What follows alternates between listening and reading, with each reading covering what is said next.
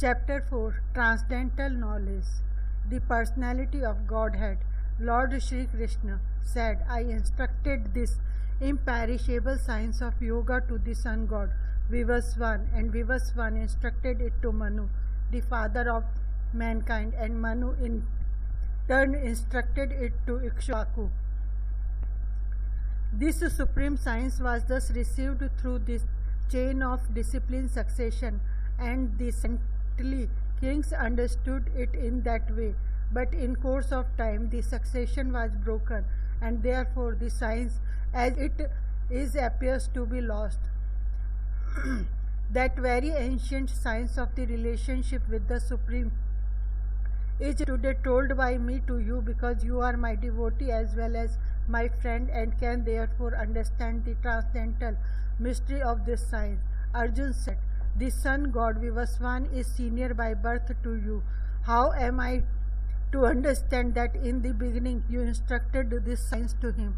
The Personality of Godhead said, many births both you and I have passed.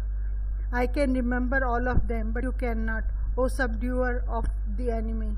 Although I am unborn and my transcendental body never deteriorates, and although I am the Lord of all living entities, I still appear in every millennium in my original transcendental form. Whenever and wherever there is a decline in religious practice, O descendant of Bharat, and a predominant rise of irreligion, at the time I descend myself to deliver the pious and to annihilate the miscreants, as well as to re-establish the principle of religion. I myself appear millennium after millennium. One who knows the transcendental nature of my appearance and activities does not, upon leaving the body, take this birth again in this material world, but attains my eternal abode, O Arjuna. Being freed from attachment, fear and anger, being fully absorbed in me and taking refuge in me, many persons in the past became purified by knowledge of me, and thus they all attained transcendental love for me. As all surrender unto me, I reward them accordingly. Everyone follows my path in all respects, O son of Pritha. Men in this world desire success in fruitive activities, and therefore they worship the demigods. Quickly, of course, men get result from fruitive actions, fruitive work in this world. According to the three modes of material nature and the work associated with them, the four divisions of human society are created by me. And although I am the creator of this system, you should know that I am yet the non-doer, being unchangeable. There is no work that affects me, nor do I aspire for the fruits of action. One who understands this truth about me also does not become entangled in the fruitive reactions of work. All the liberated souls in ancient times acted with this understanding of my transcendental nature. Therefore, you should perform your duty following in their footsteps. Even the intelligent are bewildered in determining what is action and what is inaction.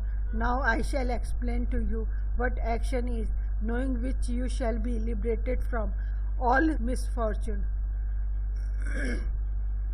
The intricacies of actions are very hard to understand. Therefore, one should know properly what action is, what forbidden action is, and what inaction is. One who sees inaction in action and action in inaction is intelligent among men, and he is in the transcendental position, although engaged in all sorts of activities. One is understood to be in full knowledge, whose every endeavor is devoid of desire for sense gratification. He is said by sages to be a worker for whom the reactions of work have been burned up by the fire of perfect knowledge. Abandoning all attachment to the result of his activities, ever satisfied and independent, he performs no fruitive action. although engaged in all kinds of undertaking. Such a man of understanding acts with mind and intelligence perfectly controlled, gives up all sense of proprietorship over his possessions, and acts only for the bare necessities of life. Thus working, he is not affected by sinful reaction.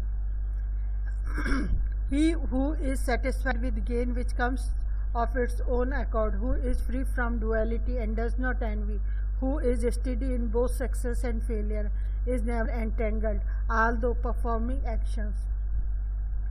The work of a man who is unattached to the modes of material nature and who is fully situated in transcendental knowledge merges entirely into transcendence. A person who is fully absorbed in Krishna consciousness is sure to attain the spiritual kingdom because of his full contribution to spiritual activities, in which the consummation is absolute and that which is offered is of the same spiritual nature.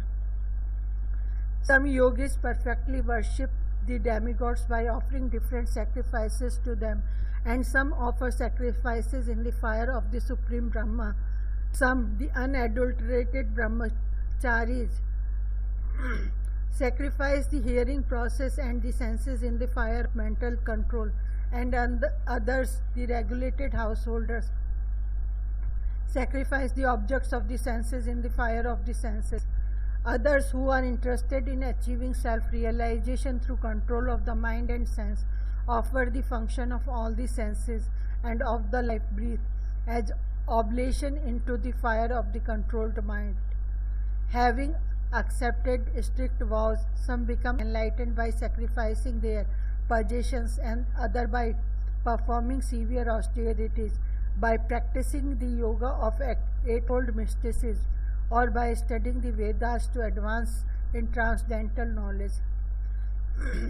Still others, who are inclined to the process of breath restraint to remain in trance, practice by offering the movement of the outgoing breath into the incoming and incoming breath into the outgoing, and thus the last remain in trance, stopping all breathing. Others, curtailing the eating process, offer the outgoing breath into itself as a sacrifice. All these performers who know the meaning of sacrifice become cleansed of sinful reactions, and having tasted the nectar of the results of sacrifices, they advance towards the supreme eternal atmosphere.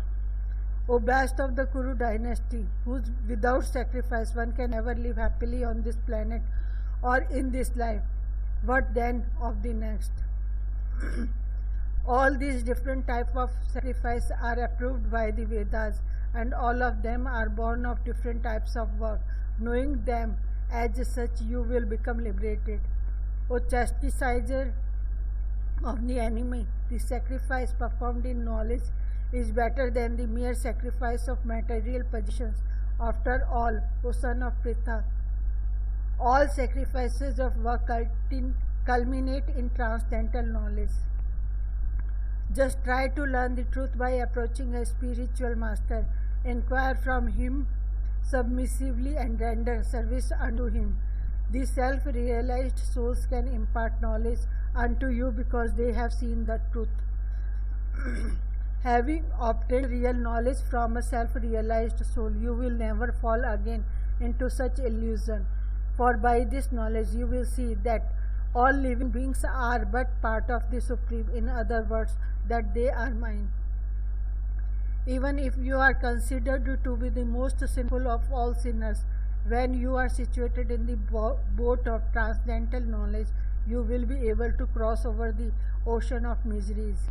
As a blazing fire turns firewood to ashes, O Arjuna, so does the fire of knowledge burn to ashes all reactions of material activities. In this world there is nothing so sublime and pure as transcendental knowledge. Such knowledge is the mature fruit of all mysticism, and one who has become accomplished in the practice of devotional service enjoys this knowledge within himself in due course of time. A faithful man who is dedicated to transcendental knowledge and who subdues his senses is eligible to achieve such knowledge, and having achieved it, he quickly attains the supreme spiritual peace. But ignorant and faithless person who doubt the revealed scriptures do not attain God consciousness. They fall down. For the doubting soul there is happiness neither in this world nor in the next. One who acts in devotional service, renouncing the fruits of his actions, and whose doubts have been destroyed by transcendental knowledge, is situated factually in the self. Thus he is not bound by the reactions of work, O conqueror reaches. Therefore the doubts which have arisen in your heart out of ignorance should be slashed by the weapon of knowledge, armed with yoga. O Bharat, stand and fight.